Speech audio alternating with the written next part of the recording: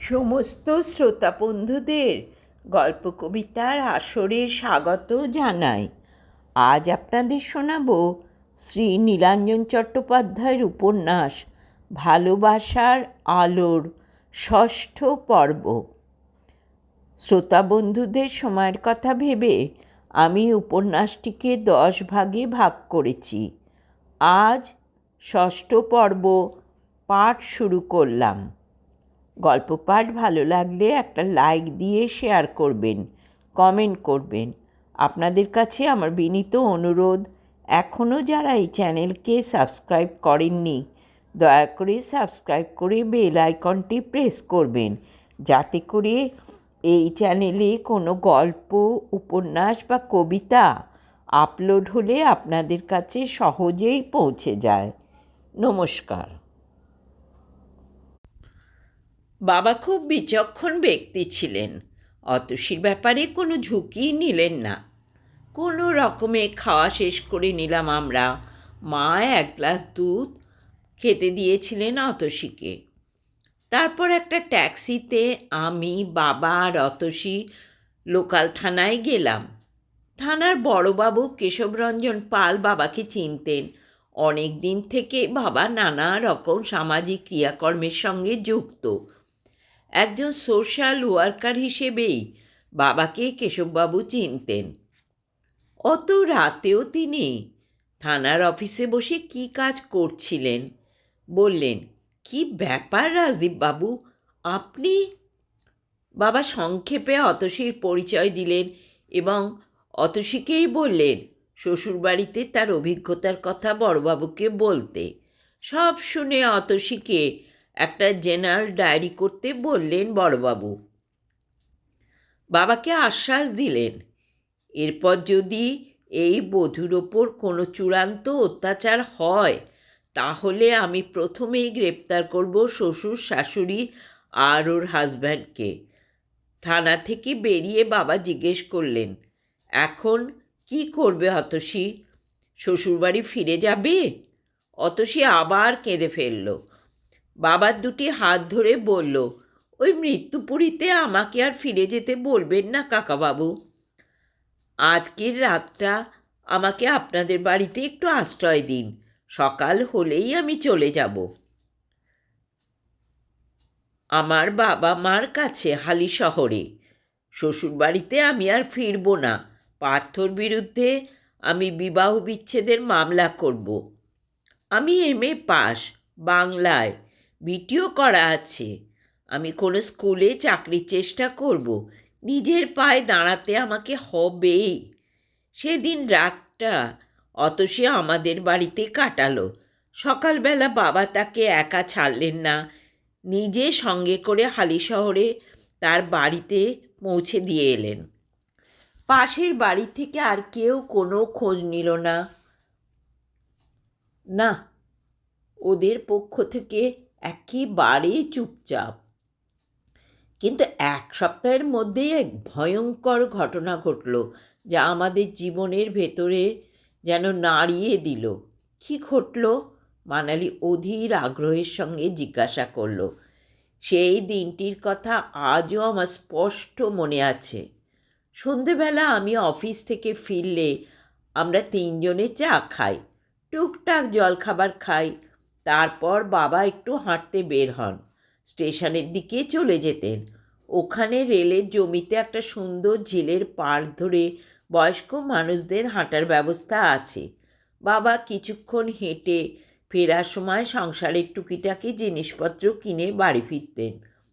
সেদিনও তাই গিয়েছিলেন। সাধারণত বাবা 7:30 নাগাদ বাড়ি থেকে বের হতেন, ফিরতেন 8:30 নাগাদ। সেদিন দেখলাম রাত 9টা বেজে গেল, তাও বাবা ফিরছেন না। 9:30 বেজে গেল, তাও না। তখন আমি নিজে বের হলাম বাবাকে খুঁজতে। কিছুটা গেছি, বাবারই এক বন্ধু, অবসরপ্রাপ্ত স্কুলমাস্টার অবনীবাবুর সঙ্গে দেখা। উনি বললেন, কোথায় যাচ্ছ সুদীপ? আমি ওকে বললাম। অবনীবাবুর চোখে মুখে কীরকম ভয়ের চিহ্ন। উনি বললেন, আরে আমরা তো ঝিলের পাড়ে একসঙ্গে হাঁটছিলাম, হঠাৎ কয়েকজন ছেলে, 4-5 জনই হবে, তোমার বাবাকে ঘিরে ধরলো। আমি কিছুই বুঝতে পারলাম না। ওরা তোমার বাবাকে মারতে শুরু করলো। সেই দেখে আমি ভয়ে ছুটতে শুরু করলাম।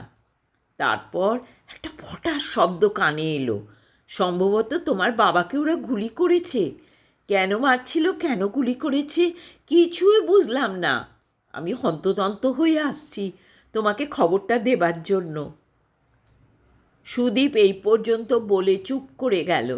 মানালি জিজ্ঞাসা করল, তারপর তারপর কি হলো বলুন। সুদীপ আরও কিছু সময় নিল, তারপর মুখ নিচু করে বলল, আর বিশেষ কি বলবো। ঝিলের ধারে বাবা উপুর হয়ে পড়ে আছে, মাথার চারপাশে থিকে রক্ত। ওরা গুলি করেছিল মাথায়। বাবা পড়ে থাকার ভঙ্গি দেখেই আমি বুঝেছিলাম বাবার শরীরে প্রাণ নেই। কি সর্বনাশ! কারা ওকে এভাবে গুলি করলো? তারপর নিশ্চয়ই পুলিশের কাছে গিয়েছিলেন, তদন্ত হয়েছে, কেউ ধরা পড়েছে? যা যা করার সবই করেছিলাম। থানা, পুলিশ, এফআইআর। পাড়ার মানুষজনও ব্যাপারটা নিয়ে থানায় খুব হইচই করেছিল, কারণ বাবা পাড়াতেও খুব জনপ্রিয় ছিলেন। পুলিশ অনেক আশ্বাস দিল দোষীদের শাস্তি হবেই, দোষীরা ধরা পড়বেই। কিন্তু আজ পর্যন্ত কেউ ধরা পড়েনি। কিন্তু কারা আপনার বাবার পেছনে গুন্ডা লাগিয়েছিল সেটা তো কিছু অনুমান করা যায়। শুধু অনুমানের ওপর ভিত্তি করে কি আর নালিশ করা যায়? শুধু এই ঘটনার 1 মাস পরে একটা ঘটনা ঘটেছিল। কি? আমাদের পাশের বাড়ির ওই ভাড়াটেরা একদিন নিঃশব্দে বাড়ি ছেড়ে, পাড়া ছেড়ে উঠে গেল। ওদের বাড়ির বউ, সেই মেয়েটিও আর ফিরে আসেনি। না, সেই মেয়েটিকেও আর ফিরে আসতে দেখিনি। বলতেই হবে তার মনের অদ্ভুত দৃঢ়তা। আপনার বাবা সাহায্য না করলে হয়তো মেয়েটিকে শ্বশুরবাড়ির লোকেদের হাতে মরতে হতো। হ্যাঁ, আর তাকে বাঁচাতে গিয়েই বাবাকে ওরকম নৃশংসভাবে মরতে হলো। দুজনেই চুপচাপ। অন্ধকার নেমে এসেছে ছাতে। শুধু আকাশে তারাদের আর আধভাঙা চাঁদের আবছা আলো। মানালির মনটা খুব খারাপ লাগছিল। সুদীপ হঠাৎ বললেন, না, 7:30 বাজে, আপনাকে আর আটকানো ঠিক হবে না। এবার আপনার বাড়ি যাওয়া উচিত। ঠিকই বলেছেন, এবার উঠি। ওরা দুজনে ছাদ থেকে নেমে এলো। দোতলার ঘরে সুদীপের মা বিছানায় হেলান দিয়ে বসে একটা বই পড়ছিলেন। মানালি তাকে প্রণাম করল, বলল, আসছি মাসিমা, আমাকে এবার যেতে হবে। আবার এসো মা, তোমার সঙ্গে আলাপ হয়ে তোমাকে দেখে ভালো লাগলো। খুব ভদ্র এবং মার্জিত তোমার ব্যবহার। আসবো, নিশ্চয়ই আসবো। মানালি যখন বাড়ি থেকে বেরিয়ে আসছে, সুদীপও আসছে সঙ্গে। আপনি কোথায় যাচ্ছেন? আপনাকে বাস স্ট্যান্ড পর্যন্ত এগিয়ে দিই, এটা তো ভদ্রতা। মানালি হাসল, বলল, আপনি ভদ্রতা সম্বন্ধে খুব সচেতন না? বিশেষত মেয়েদের সঙ্গে। আর সঠিক বলা হবে যদি বলি আপনার সঙ্গে। কেন, আমি কি বিশেষ কেউ? মানালি হেসে জিজ্ঞাসা করল। প্রশ্নটা এড়িয়ে গিয়ে সুদীপ বরং বলল, আপনাকে একটা প্রশ্ন করব? কি? আপনার সঙ্গে একটু আধটু মেলামেশা করছি, কথাবার্তা বলছি, কিন্তু সব সময় মনে হয় আপনি মনে কোথাও দুঃখ বয়ে বেড়াচ্ছেন, সব সময় অন্যমনস্ক, কার কথা যেন চিন্তা করছেন। আপনার দুঃখটা কি আমার সঙ্গে শেয়ার করতে পারেন না? আমি বন্ধু হিসেবে আপনাকে তো সাহায্যও করতে পারি। হ্যাঁ সুদীপ, আপনি ঠিকই ধরেছেন। আমি প্রতি মুহূর্তে মনের কোণে বিষণ্ণ হয়ে আছি। সেই বিষণ্ণতা কবে কাটবে আমি জানি না। কেন এই বিষণ্ণতা? আপনি কি কাউকে ভালোবাসেন? তার কাছ থেকে কোনো আঘাত? না, ঠিক আঘাত নয়। কি যে হচ্ছে আমি ঠিক বুঝতে পারছি না। সৌম্যর সঙ্গে আমার অনেক দিন যোগাযোগ হচ্ছে না। মনে হচ্ছে সৌম্যই যেন যোগাযোগ করতে চাইছে না। এর কারণ আমি বুঝতে পারছি না। আজ এটুকু থাক। ওই আমার বাস এসে গেল। আমি আসছি। Good night. মানালি বাসে উঠে গেল। সুদীপ হাত নাড়ল। মিনিট 40 বাদে মানালি যখন তার বাড়ির কাছাকাছি এসে বাস থেকে নেবে হেঁটে যাচ্ছে, তখন কে যেন তার নাম ধরে ডাকল। মানালি চকিতে পেছন ফিরে তাকালো। একটা আলোকস্তম্ভের গায়ে যেন সেঁটে দাঁড়িয়ে আছে সৌম্য। মানালি তাড়াতাড়ি এগিয়ে এলো। এ কি, তুমি? এতদিন কোথায় ছিলে? কোনো খোঁজ নেই। সৌম্য বলল, সব বলছি। কোথাও বসা যাক। চলো, বাস স্ট্যান্ডের চেয়ারেই বসে চটপট তোমাকে কয়েকটা কথা বলে যাই। মনে হচ্ছে আমার খুব বিপদ। এখন রাত 8টা। জনবহুল ব্যস্ত রাস্তার ধারে দাঁড়িয়ে দুজনে কী কথা বলবে? অনেক কথা জমে আছে মানালির মনে। সৌম্যর দিকে তাকালো সে। একটু রোগা হয়ে গেছে যেন। পরনে জিন্স ট্রাউজার আর হাফ হাতা সাদা শার্ট। মুখে উদ্বেগের চিহ্ন। সৌম্যর মুখের দিকে তাকালেই বোঝা যায় সে খুব আনন্দে নেই। এখানে কোনো রেস্তোরাঁ নেই? সৌম্য বলল। রেস্তোরাঁ? মানালি ভাবল।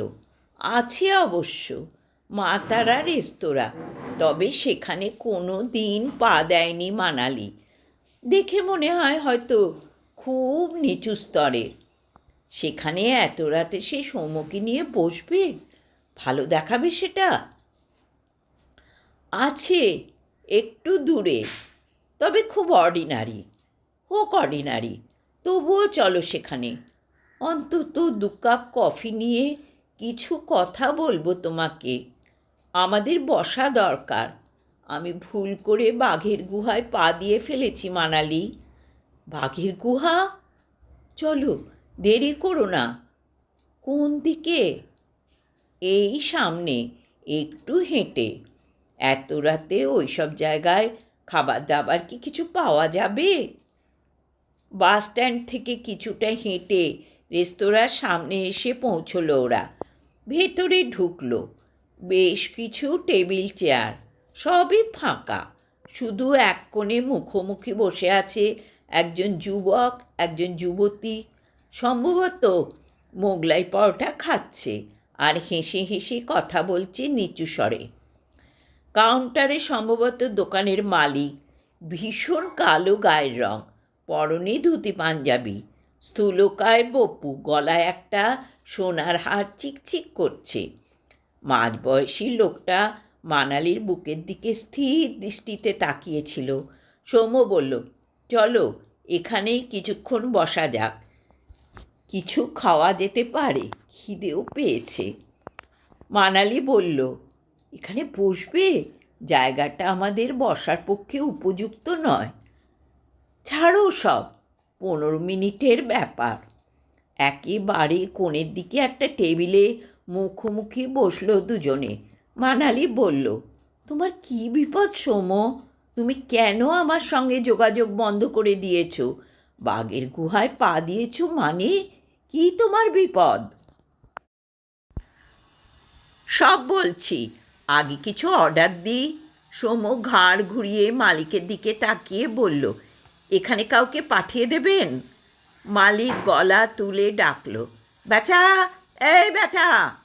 হাফ প্যান্ট পরনে, ছেঁড়া গেঞ্জি, রোগা হেঁড়ে মুন্ডু একটা 13-14 বছরের কিশোর দোকানের ভেতরে, সম্ভবত কিচেন থেকে এসে মালিকের সামনে দাঁড়ালো। 19 নম্বর টেবিলে কি চাইছেন ওরা শুনে আয়। ছেলেটা এসে দাঁড়ালো টেবিলের সামনে। সৌম্য বলল, খাবার দাবার কি পাওয়া যাবে রে? এত রাতে মোগলাই পরোটা আর মামলেট ছাড়া আর কিছু হবে না। মোগলাই তা মন্দ নয়। শোনো সৌম্য, আমি এখন মোগলাই পরোটা খাবো না, আমার অ্যাসিড হয়ে যাবে। তুমি ওটা খাও, তারপর দুজনে কফি কিংবা চা। আমি কফি বা চা নিতে পারি। ঠিক আছে, এখন আমি এসব নিয়ে জোর করব না, কারণ হাতে সময় কম। হ্যাঁ রে, কফি পাওয়া যাবে? যাবে স্যার। তাহলে একটা মোগলাই আর দুটো কফি নিয়ে আয়, চটপট। ছেলেটা চলে গেল। সৌম্য বলল, মানালি, আমি কথাগুলো বলে যাচ্ছি, তুমি শুনে যাও, কোনো প্রশ্ন করো না। বেশ, তুমি বলো। দেখো, আমি চেয়েছিলাম খুব তাড়াতাড়ি কিছু রোজগার করতে। পরীক্ষা দিয়ে চাকরি পাবার ব্যাপারে আমার আর ধৈর্য ছিল না। কিন্তু কিভাবে টাকা রোজগার করা যায় ভাবতে ভাবতে আমি আমার পাড়ার রুস্তমজির সঙ্গে দেখা করলাম। রুস্তমজিকে একজন খুব বড় প্রমোটার। কিছুদিন আগে ওর সঙ্গে আমার আলাপ হয়েছিল। প্রথম আলাপে আমার লোকটাকে তেমন খারাপ মনে হয়নি। প্রমোটারই তো এখন একটা ব্যবসায়ী হিসেবে সমাজে প্রায় স্বীকৃতি পেয়ে গেছে।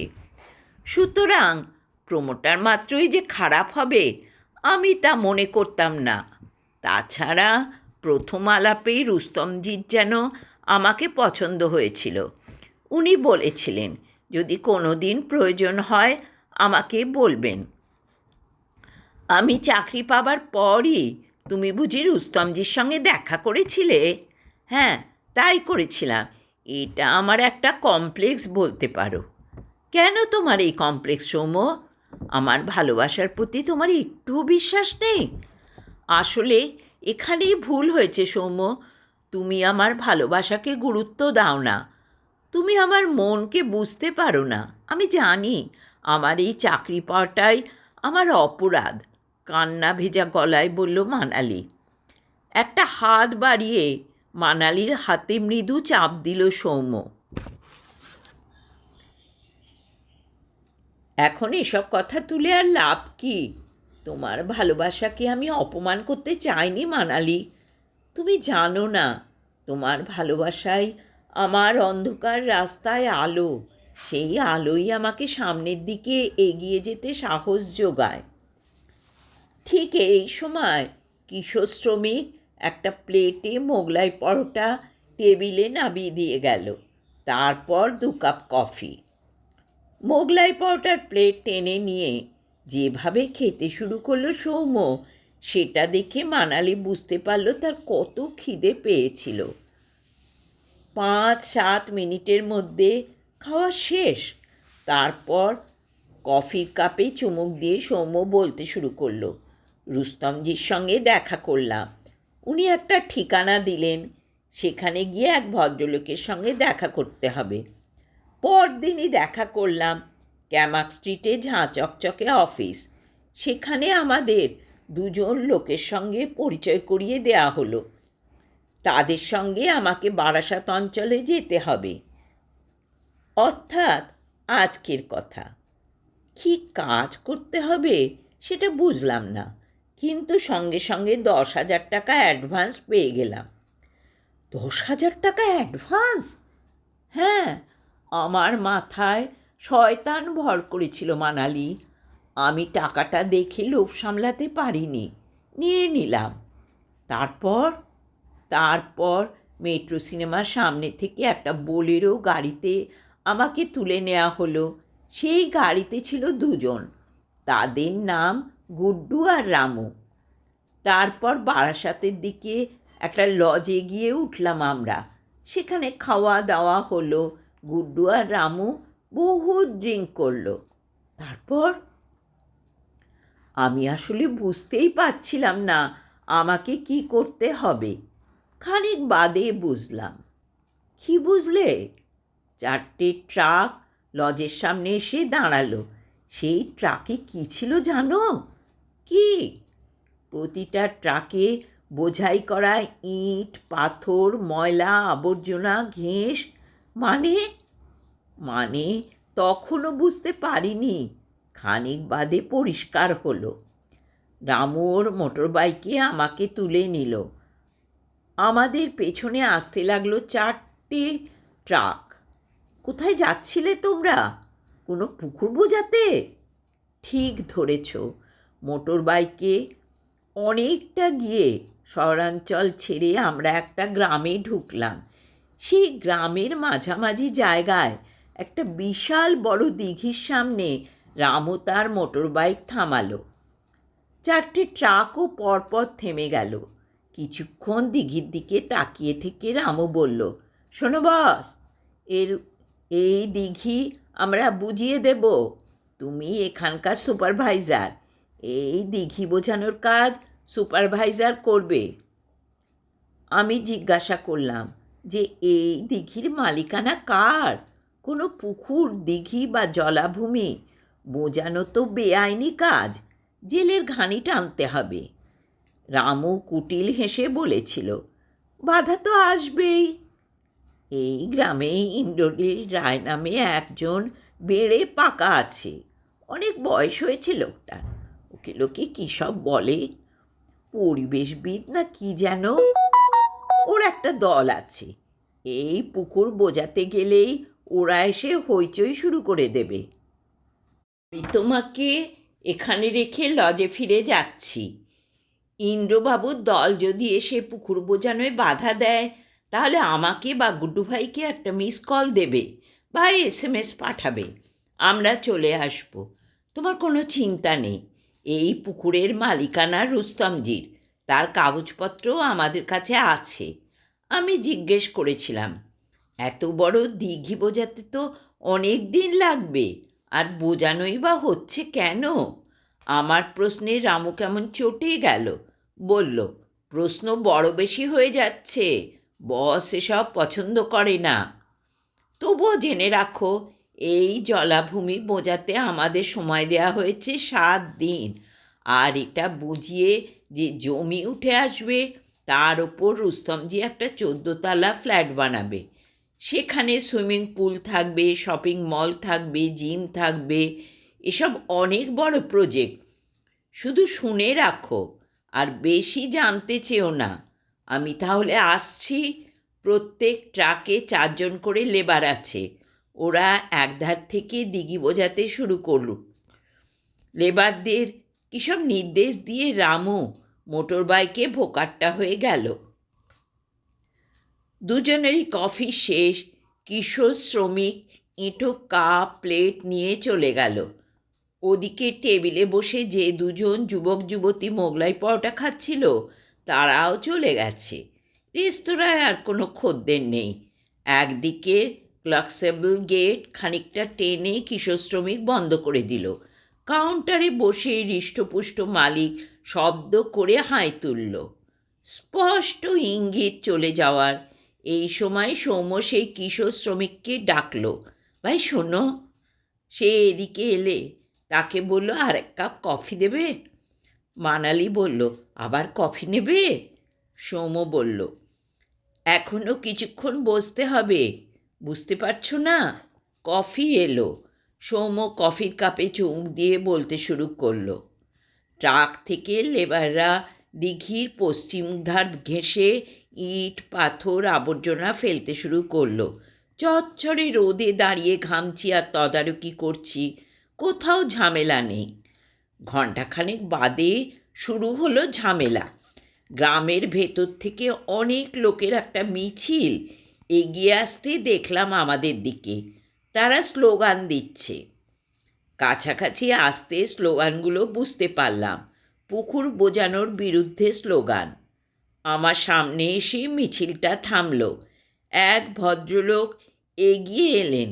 দীর্ঘকায়, মেদহীন চেহারা, মাথা সব চুল পাকা। তারা সবাই আমাকে প্রশ্ন করতে লাগলেন, এই দিঘি বোঝানো হচ্ছে কেন? পরিবেশ বিরোধী কাজ হচ্ছে কেন? এই দিঘি বোঝানো চলবে না, প্রতিবাদে অনশন শুরু হবে। এরকম স্লোগান দিতে দিতে তারা সবাই বসে পড়ল এমনভাবে যাতে আমরা বোঝানোর কাজ আর করতে না পারি। আমি ইতিমধ্যে রামুকে মোবাইলে সব জানিয়ে দিয়েছিলাম। 1/2 ঘন্টার মধ্যে গাড়িতে দিঘির পাড়ে এসে হাজির গুড্ডু আর রামু। গুড্ডু নেমেই ইন্দ্রবাবুকে ডেকে বলল যে তার কাছে দলিল আছে, ওই দিঘি সৈয়দ রুস্তমের দখলে। ইন্দ্রবাবু তাকে চ্যালেঞ্জ করলেন।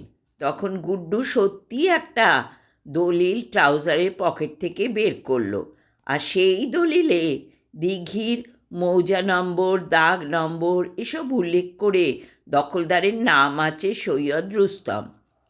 ইন্দ্রবাবু বললেন, আমরা এই দলিল মানি না, এই দলিল জাল। অসাধু প্রমোটার রুস্তম এই জাল দলিল বানিয়েছে।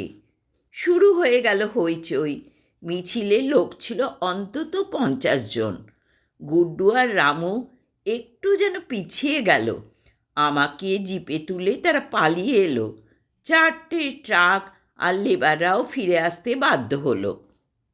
সৌম্য থামল, আর সেই সময় কিশোর শ্রমিক একটা প্লেটে বিল আর ভাজা মৌরি নিয়ে এসে হাজির। মানালি বিলটা তুলে নেবার আগেই প্রায় ছুঁ মেরে সেটা তুলে নিল সৌম্য।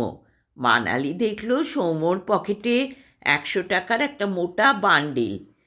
একটা 100 টাকার নোট হেলায় প্লেটের ওপর রেখে দিয়ে মানালিকে ইশারা করলো উঠে পড়ার জন্য। মানালি বিরক্তির সঙ্গে অনুভব করল কাউন্টারে বসে থাকা মালিক জুলজুল চোখে তার বুকের দিকে তাকিয়ে আছে। রাস্তায় নেবে সৌম্য বলল, আজ আবার আমাকে ওরা 10,000 টাকা দিয়েছে। তুমি টাকাটা নিলে কেন সৌম্য?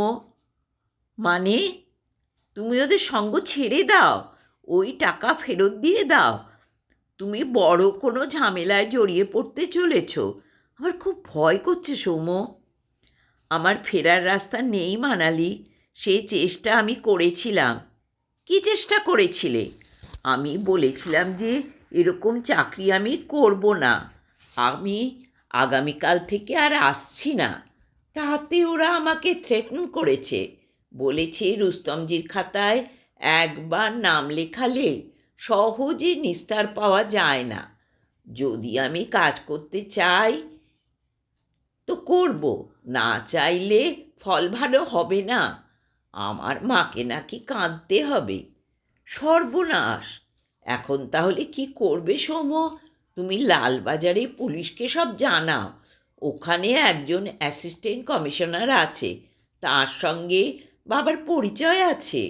বাবা তাকে ফোন করে দিলে আমরা দুজনে তার সঙ্গে কথা বলতে পারি। কোনো লাভ নেই। সৌম্য বিষণ্ণ হাসল। অত সহজে মুক্তি পাওয়া যাবে না এদের হাত থেকে। আমাকেই বুদ্ধি করে এদের ফাঁদ কেটে বেরিয়ে আসতে হবে। কিভাবে? পরে ভাবব। আপাতত আমাকে আগামীকাল সকাল 11টার সময় রামু আর গুড্ডু মেট্রো সিনেমার সামনে থেকে ওদের গাড়িতে তুলে নেবে। সেখান থেকে যেতে হবে আবার পরাঞ্চক গ্রামে। ওই গ্রামের নাম কি পরাঞ্চক? হ্যাঁ, কিন্তু আমি তো দুশ্চিন্তায় থাকব। তুমি আমাকে ফোন করবে তো? সম্ভব হলে করব। আপাতত একটা ট্যাক্সি আসছে, আমি এটা ধরে নিই। বাড়ি ফিরতে হবে, মাও ভাবনা চিন্তা করছে। রাস্তায় এই জায়গায় বাতিস্তম্ভের আলো জ্বলছে না, সামান্য অন্ধকার। সৌম্য হঠাৎ নিচু হয়ে মানালিকে একটা চুমু খেলো। বড় উষ্ণ সেই চুম্বন। তারপর ট্যাক্সি থামিয়ে উঠে পড়ল। পরদিন সকালবেলায় ঘুম থেকে উঠে সৌম্যর মন বিদ্রোহ করতে চাইল। সে যাবে না আজ, কিছুতেই যাবে না। বেলা 11টায় মেট্রো সিনেমার সামনে সে দাঁড়াবে না। সে গুড্ডু আর রামুর সঙ্গে হবে না। পরাঞ্চক গ্রামে আর যাওয়া নেই। তার মন বলছে কোনো এক সাংঘাতিক বিপদ ঘটবে আজ। সেই বিপদে জড়িয়ে পড়লে তার অকল্যাণই হবে। আচ্ছা, সে যদি আজ না যায়, গুড্ডু আর রামুর কথা অগ্রাহ্য করে, তাহলে ওরা তার কী ক্ষতি করতে পারে? মানালি গতকাল যা পরামর্শ দিচ্ছিল সেরকম করলে কেমন হয়? মানালির সাহায্য সরাসরি লালবাজারে পুলিশের কোনো এক কর্তার কাছে গিয়ে সে যদি সব কথা খুলে বলে, তাহলে কি পুলিশ তাকে প্রোটেকশন দিতে পারবে না? হতে পারে রুস্তমজি লোকটা বিপজ্জনক।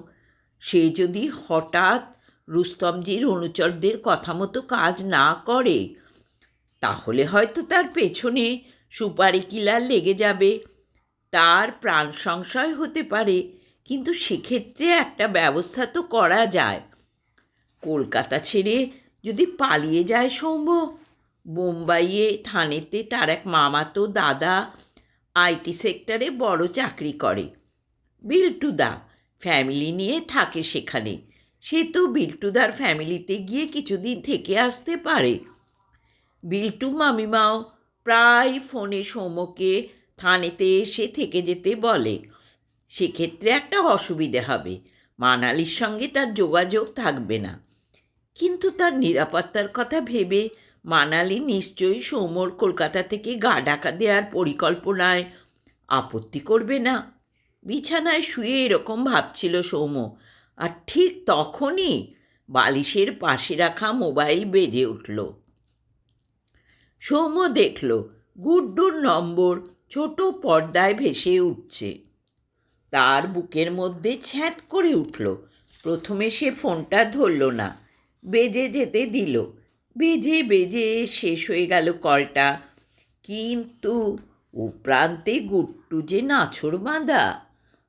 আবার বাজছে রিংটোন। অগত্যা সাড়া দিতে হলো সৌম্যকে। হ্যালো। ফোন ধরছিস না কেন? কি স্পর্ধা! গতকালও গুড্ডু তাকে তুমি বলেছিল, আজ একেবারে তুই। ফোনটা বিছানায় ফেলে আমি টয়লেটে গিয়েছিলাম। মনে আছে তো, আজ সকাল 11টায়? শরীরটা খারাপ লাগছে গুড্ডুদা। মানে? মনে হয় জ্বর এসেছে, মাথায় খুব যন্ত্রণা, আর যেতে পারবো না। তোর বাপ যাবে শালা। ফোনের মধ্যে গুড্ডুর গলা ভয়ঙ্কর হিংস্র শোনালো। সৌম্যর মাথায় রক্ত উঠে গেল। একবার ঢোক গিলে সে বলল, গুড্ডু, বাপ তুলবে না বলছি। আমি এসব গোলমেলে চাকরি করব না। দরকার হলে পুলিশে যাব। পুলিশ? তুই তুই গুড্ডুকে রুস্তমজিকে পুলিশ দেখাচ্ছিস? তো জিভ টেনে ছিঁড়ে দেবো। একটা কথা শুনে রাখ, আজ 11টার মধ্যে যদি মেট্রোর সামনে তোকে না দেখতে পাই, তাহলে জানবি এই দুনিয়ায় আজই তোর শেষ দিন। তুই ভাবছিস পুলিশের কাছে যাবি? সারা কলকাতা আর বেঙ্গলের পুলিশ রুস্তমজির নাম শুনলে স্যালুট দেয়, বুঝলি বোকা? ফোনটা কেটে দিল গুড্ডু নিজেই। সৌম্য বুঝতে পারল তার হাত কাঁপছে। সত্যি সে বাঘের গুহায় পা রেখেছে, ফিরে আসা কঠিন। কি এরকম ভ্যাবলার মতো বসে কি ভাবছিস? অফিস যাবি না? দাঁত ব্রাশ করা হয়েছে? চা বিস্কুট দিয়েছি, চলে আয়। চাকরি? হাসি পেল সৌম্যর, সেই সঙ্গে বুকের মধ্যে অব্যক্ত যন্ত্রণা। কি নিদারুণ বিপদের মধ্যে সে পড়েছে, মা যদি একবার টের পেত। কিন্তু মাকে কিছু বলবে না সে, কোনো ঝুঁকি না এখনই ঠিক নয়। সে দেখতে চায় কোথাকার জল কোথায় গিয়ে দাঁড়ায়। তাকে সাহসী হতে হবে, আত্মবিশ্বাসী হতে হবে। এত সহজে সে হাল ছেড়ে দেবে কেন? মা স্কুল আজ কী কারণে যেন ছুটি, তিনি বাড়িতেই থাকবেন।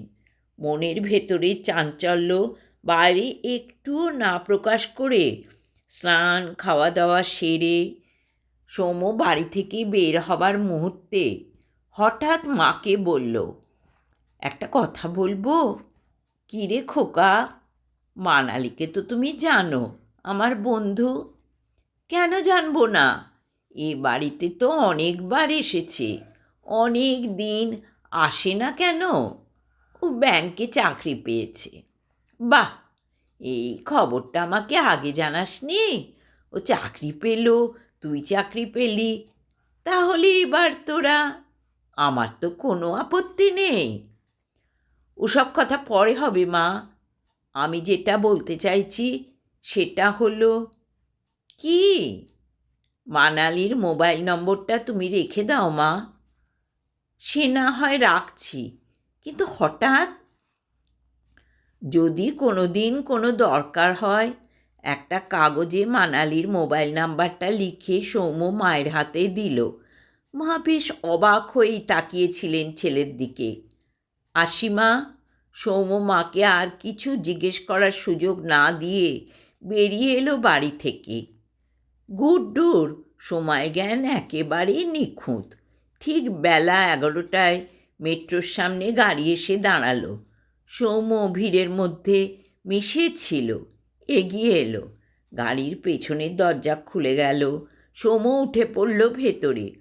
গুড্ডু সামনের দিকে তাকিয়ে ড্রাইভ করছে। রামু তার পাশে বসে আছে। একবার পেছন ফিরে তাকালো সৌম্যর দিকে। কি বস, ঠিক আছো তো?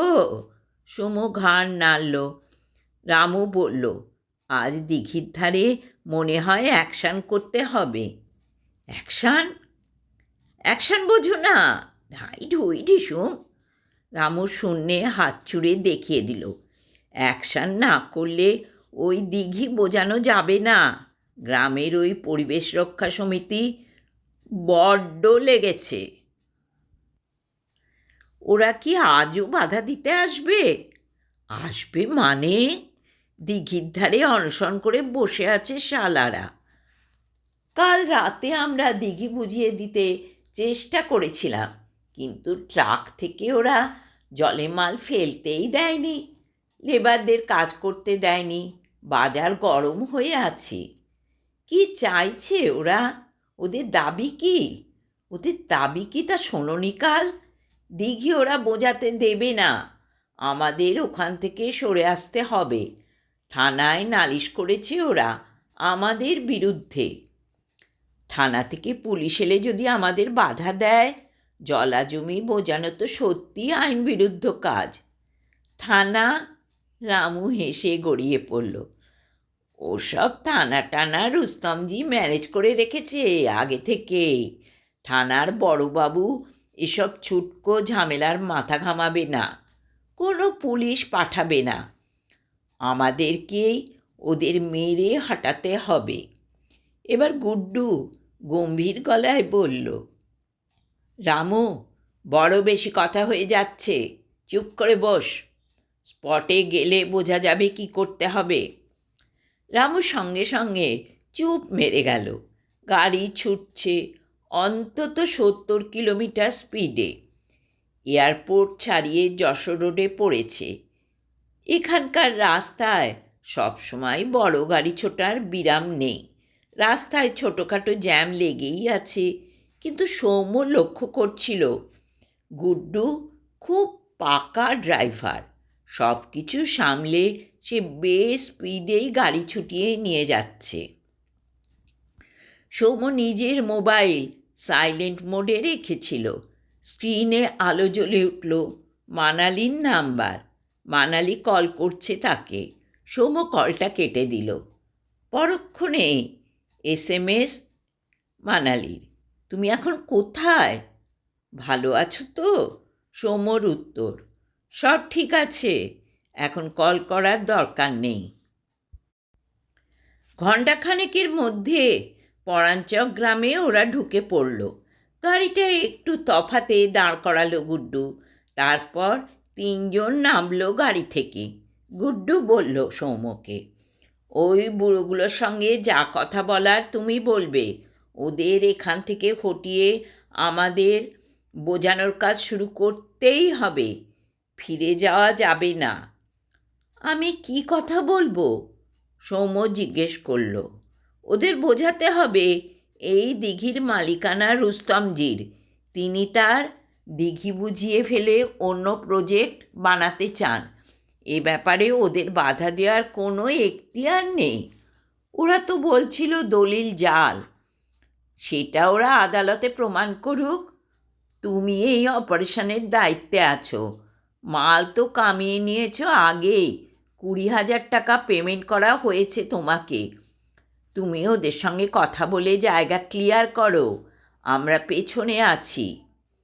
সৌম্যর বুক ঢিপ ঢিপ করছিল। অন্তত শখানেক মানুষ দিঘির পশ্চিম প্রান্ত ঘিরে রয়েছে।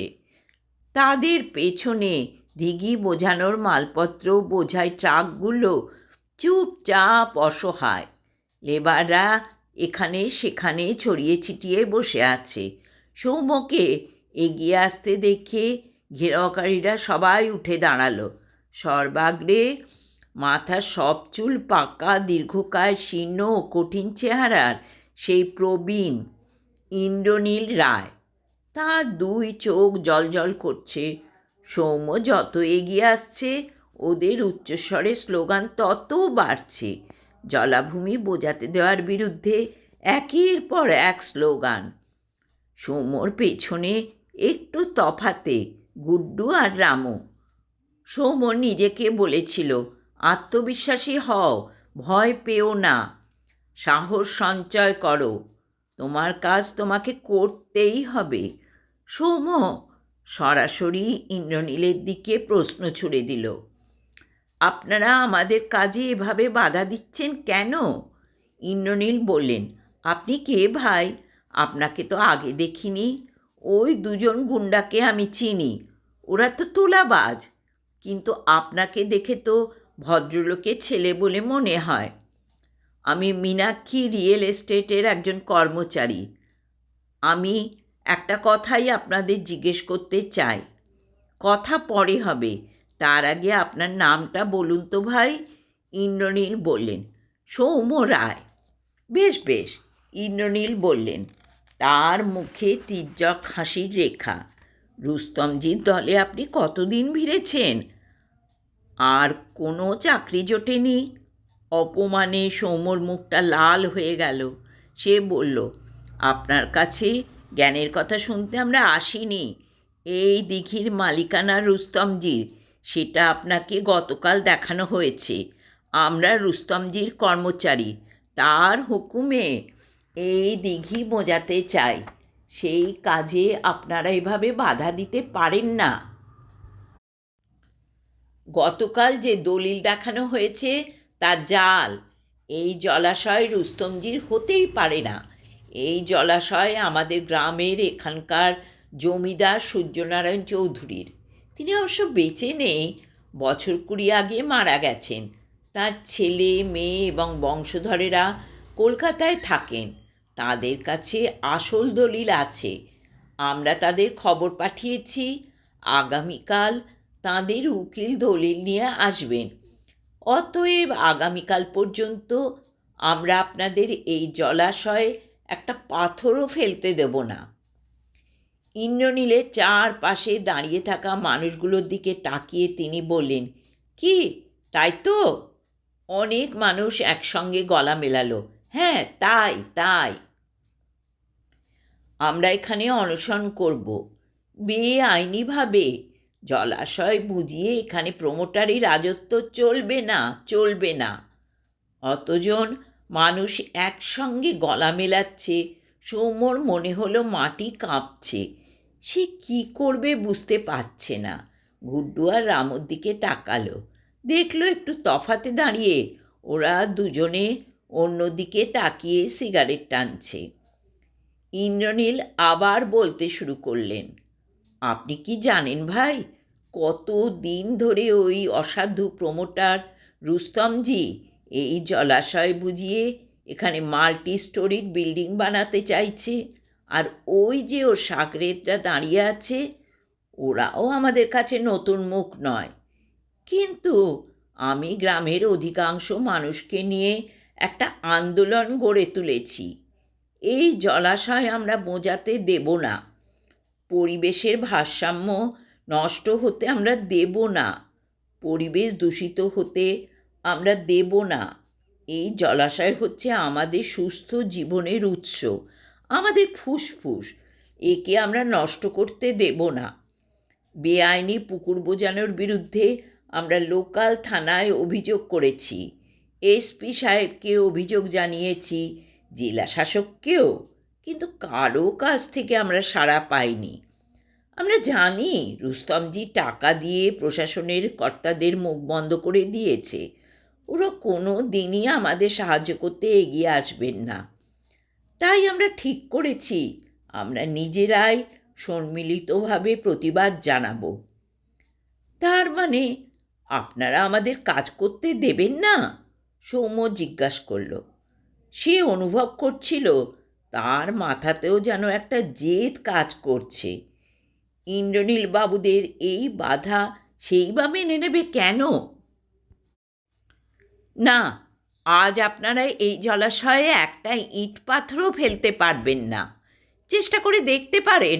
আগামীকাল সূর্যনারায়ণ চৌধুরীর ছেলে উকিলকে নিয়ে এই জলাশয়ের আসল দলিল পাঠাবেন। সেই দলিল না আসা পর্যন্ত। কিন্তু সেই দলিল যে জাল নয় তার প্রমাণ কি? সেটা আদালতেই ফয়সলা হবে। হঠাৎ গুড্ডু দূর থেকে বলে উঠল, ওসব কোর্টের ফয়সালা আমরা বুঝি না। আমাদের কাছে এই দিঘির পজিশনের কাগজপত্র আছে। আমরা আজই এটা বোঝাতে শুরু করব। আজ আমরা ফিরতে আসিনি। এই সৌম্য, কাজ আরম্ভ করো। হাঁ করে দেখছো কি? সৌম্য যেসব শ্রমিক ট্রাকের সঙ্গে এসেছে এবং অনিশ্চিতভাবে দাঁড়িয়ে আছে তাদের দিকে তাকালো। তারপর চেঁচিয়ে বলল, আমরা এই আন্দোলন মানি না। আপনারা এই জলাশয় বোঝাবার কাজ শুরু করুন। শ্রমিকেরা ঝপাঝপ পাথর, ইট, আবর্জনা ছুঁড়ে ছুঁড়ে ফেলছে জলে। শুরু হয়ে গেল প্রবল গোলমাল। ইন্দ্রনীল হঠাৎ উন্মাদের মতো ব্যবহার করতে লাগলেন। তিনি সৌম্যর কলার চেপে ধরে বললেন, শালা রুস্তমজির টাকা খাওয়া চামচা, তোর এত সাহস! সৌম্য প্রচণ্ড রাগে ইন্দ্রনীলের হাত নিজের গলা থেকে ছাড়িয়ে নিতে চেষ্টা করছিল। অন্যান্য প্রতিবাদকারীরাও সৌম্যকে যেন টার্গেট করেছে। সবাই ঘিরে ধরেছে সৌম্যকে। হঠাৎ একটা ফটাস শব্দ। দেখা গেল ইন্দ্রনীল লুটিয়ে পড়েছেন মাটিতে। তার মুখ থেকে আর্তনাদ ভেসে উঠল, ও বাবা গো! কলা গাছের মতো মাটিতে পড়ে গেলেন ইন্দ্রনীল। মাটিতে দুহাত ছড়িয়ে চিত হয়ে পড়েছেন। তার বুকের বাঁ দিক থেকে একটা ছোট ক্ষত দেখা যাচ্ছে। সেখান থেকে ভলকে ভলকে রক্ত বেরিয়ে আসছে। কেউ একজন ফায়ার করেছে ইন্দ্রনীল বাবুর বুক লক্ষ্য করে। কে? সৌম্য, রামু না গুড্ডু? জনতা প্রথমে হকচকিয়ে গিয়েছিল।